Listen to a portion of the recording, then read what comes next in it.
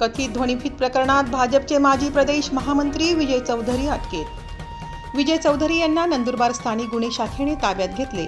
वैद्यकीय तपासणीनंतर त्यांना अधिकृत अटक करण्यात आली असून आज न्यायालयात हजर करण्यात येणार आहे।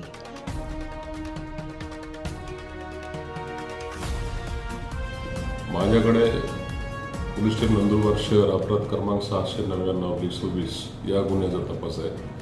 सदर गुन्ह्यातील आरोपी विजय वसंतलाल चौधरी यांना PILCBने समक्ष माझ्या हजर केलं। त्यावरून मी सदर गुन्ह्यात या आरोपीस अटक करून सध्या लॉकअप केलं आहे। अधिक चौकशी करून पुढील तुम्हाला माहिती कळवण्यात येईल।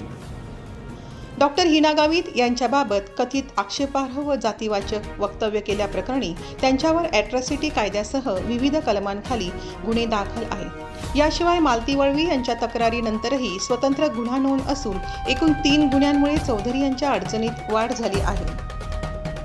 दरम्यान व्हायरल झालेल्या कथित ध्वनिफीतीमध्ये अनेक राजकीय नेत्यांशी संभाषण असल्याचा दावा केला जात असला तरी संबंधित नेत्यांनी हे आरोप फेटाळत ध्वनिफीतीमध्ये AI द्वारे फेरफार झाल्याचा दावा केला आहे।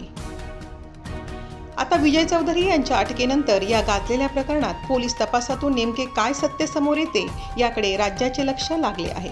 आदिवासी जनजागृती न्यूज नंदुरबार, नमस्कार।